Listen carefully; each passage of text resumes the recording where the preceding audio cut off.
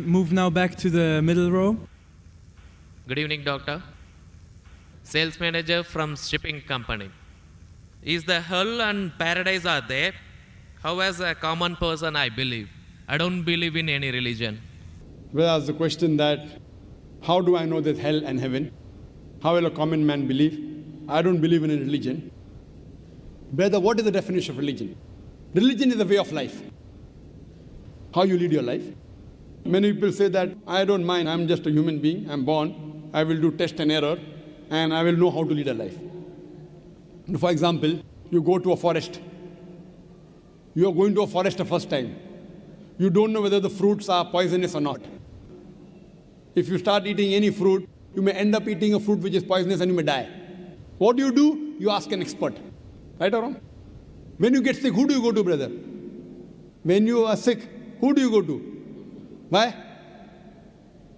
The doctor is an expert in treating sickness, correct?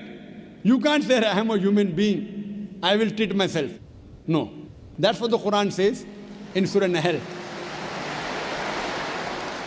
The Quran says in Surah Nahl, chapter 16, verse 43, and Surah Anbiya, chapter 20, verse number 7, فَاسْأَلُوا أَهْلِ الذِّكْرِ إِن كُنتُمْ لَا تَعْلَمُونَ. If you don't know, ask the person who is expert. Similarly, to lead a life, we have to ask the expert. Now, who is the expert? Who is the expert? The person who created us. Who created us? It's Almighty God. So, we have to follow the commandment of Almighty God. If you do not believe in Almighty God, you should listen to my video cassette, Is the Quran God's Word? Where I have proved logically and scientifically the existence of Allah subhanahu wa ta'ala. If you are an atheist, are you an atheist, brother? Are you an atheist? Pardon me? Are you an atheist? No. Not an atheist. So what do? Do you believe in God? Actually, I believe in the power. But Fine. That means you believe in God. You want to call it power, you want to call it supernatural, you believe in God. It's like I believe something. Something. You don't know the name. That name is God. You may call it power, you may call it anything. If you don't believe in God, then you listen to my video cassette, Is the Quran God's Word? If you don't know who that power is, yet you listen to my cassette, Is the Quran God's Word? Where I have proven scientifically, undoubtedly, existence of Allah subhanahu wa ta'ala, and the Quran is the word of Almighty God. Now coming to your question, if you say about power, that means you believe in a religion. Because religion by definition, according to Oxford Dictionary, religion means a belief in a supernatural controlling power.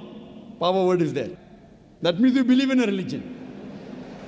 Religion, according to Oxford Dictionary, means a belief in a supernatural controlling power, a personal God or gods that deserve obedience and worship.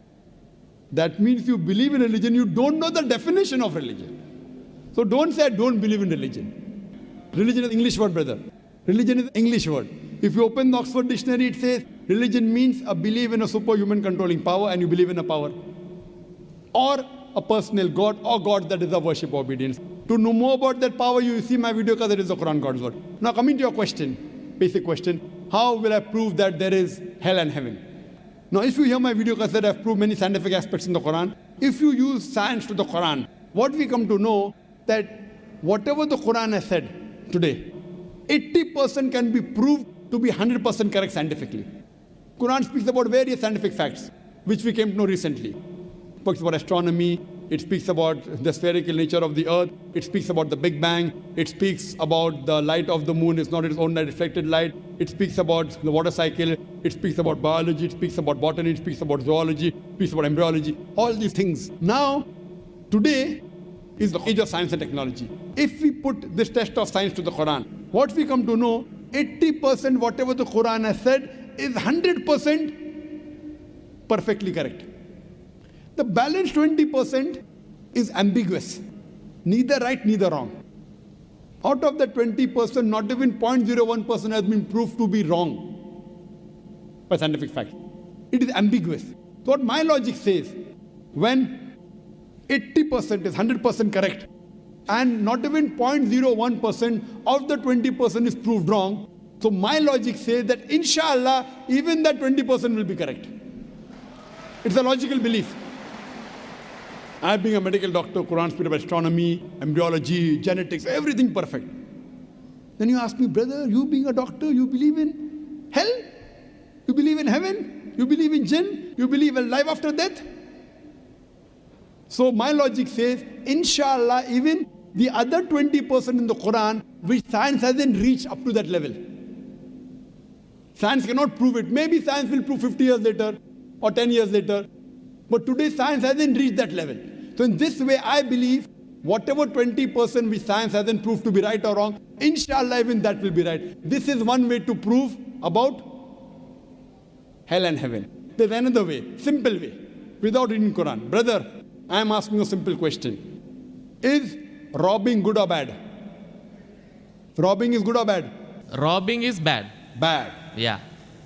Raping a girl is good or bad? No, bad. Bad. Okay, now I am asking you a question. Logically, I suppose happen to be the biggest mafia. Hypothetically. I am a big robber. You prove to me logically and scientifically. I am a very logical person. I am a scientific person. I am a logical person and scientific person. You prove to me why robbing is bad for me, and I will stop robbing. Only one reason you give me, one good reason why robbing is bad for me, and I will stop robbing. It hurts others. It hurts people. It hurts others. What difference does it make to me? If it hurts, if I rob 1,000 riyal, it is benefiting me. I can see movie. I can go to a 5-star hotel. What difference does it make whether it hurts others? Does it hurt me? I told you, prove to me why it is bad for me, not for others. I am least bothered about the others. Why is it bad for me? When I'm robbing 1,000, if it hurts him, no problem. What difference does it make to me? If it hurts somebody else, does it make a difference to me? I can enjoy, I can see movie. I can eat chicken biryani. I asked you, give me one logical reason why it is bad for me, not why it is bad for others. I am a big mafia. I am powerful. I am a scientific person, logical person. Prove to me one good reason, logical, why robbing is bad. I will stop robbing. Come on. Another try, brother. Another try. One more try.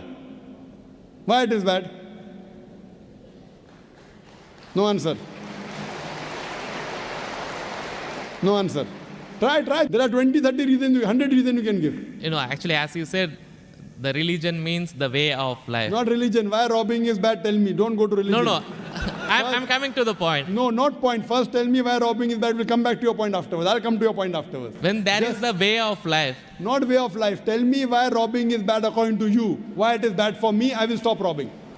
Up to me, it hurts others. So, but what difference does it make to me when it hurts others? Does it hurt me? Of course, why it is bad for me, not why it is bad for others.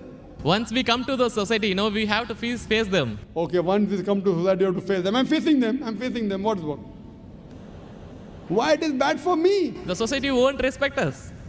What difference does it make whether respect or not? I can eat chicken biryani. I can go and see a movie. I can go to a 5-star hotel. What difference does it make to me if society respects or not? Imagine someone respects society. The poor person doesn't have food to eat. He'll be happy? No. You require food to eat or not? You require food to survive? Only society respecting. The person is starving to death. In India, thousands of people are starving to death. What difference does it make? I must give me one good reason why robbing is bad. I stop robbing. Why it is bad for me? Can anyone else help him out? Why robbing is bad? Why robbing is bad?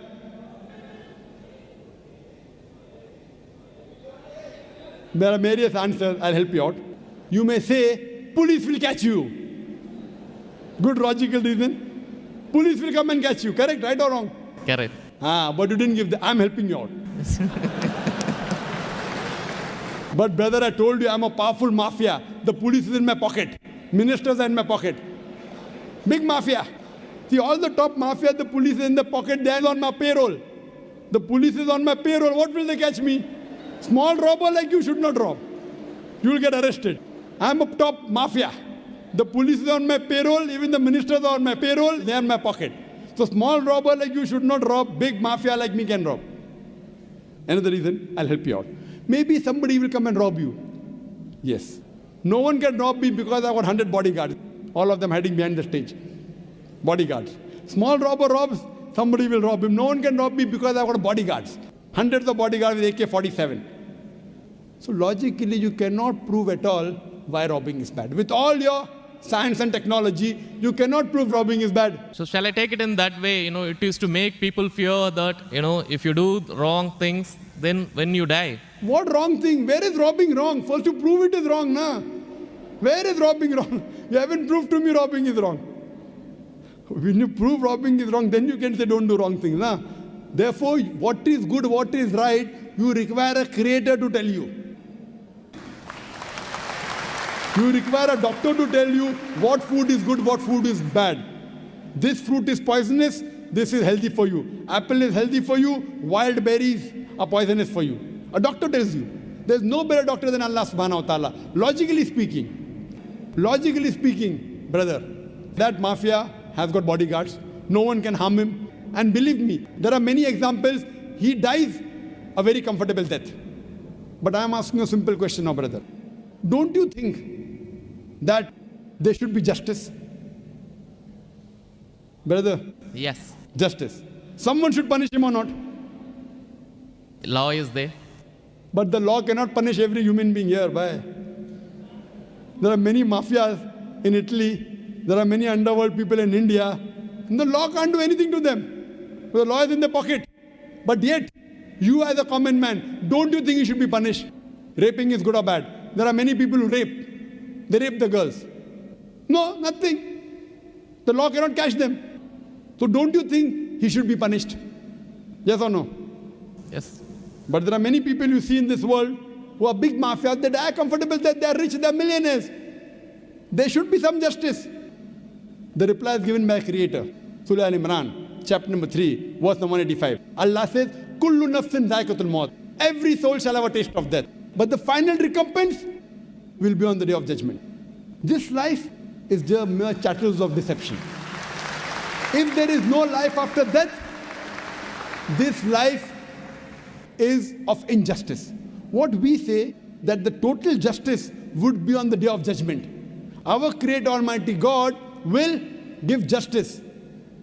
I tell the person, fine, you may be a big robber. For example, you are that mafia, now I am a Muslim. No one can harm you. Police is in your pocket. Then I ask you, justice is required. Yes. If someone robs you, no one can rob you, agree. But don't you feel there should be justice? There are many robbers, there are many evils, there are many criminals who go scot-free. Unless there is life after death, you cannot prove robbing is bad. You cannot prove raping is bad. Unless there is life after death, no humanity, no book on humanity, no Mother Teresa, no Mahatma Gandhi can prove robbing is bad without the concept of life after death. Because I am asking you a question. Hitler. History tells us Hitler incinerated 6 million Jews. How many Jews? 6 million. 6 million. Suppose the law catches Hitler. What punishment can you give Hitler so that you can compensate for he has burnt 6 million Jews alive? Can you give him any punishment? Brother. We have to put him in jail till his life death. Okay, will it be equivalent to burning 6 million Jews? Is burning better or putting in jail better? It's burning is, of course. So maximum you can do is burn him alive. But that will be equal to 1 out of 6 million. What about the remaining 5,999,999 people? What about that? What justice is your Lord going to do? But the Quran says in Surah Nisa, chapter number 4, verse number 56, as to those who reject our signs, we shall cast them in the hellfire, and as often as the skins are roasted, we shall give them fresh skin so that they shall feel the pain. If Hitler killed 6 million Jews, Allah says he can put him into hellfire and give him fresh skin again. 6 million times Allah can burn him. Not here, in the hereafter, in the hell. So only way I can prevent Hitler from killing 6 million Jews is tell him that here you kill 6 million Jews, Allah will burn you 12 million times in the hereafter. You can't give him that thing here. What you realize, without the concept of hell and heaven, you cannot prove robbing is bad. You cannot prove raping is bad. That's the reason our Creator Almighty God, who has created the human beings, He tells us what is good, what is bad for us. And He tells us the rules and regulations. This is called as religion. So first you have to find out which book is the authentic book which has been revealed by this Almighty God. And when you do research, you will come to it, that is the Quran. All the scriptures speak about Almighty God, and all the scriptures they point out to the last and final revelation, the Quran, and last and final messenger, Prophet Muhammad, peace be upon him. Hope that answers the question. Thanks. Do we have any more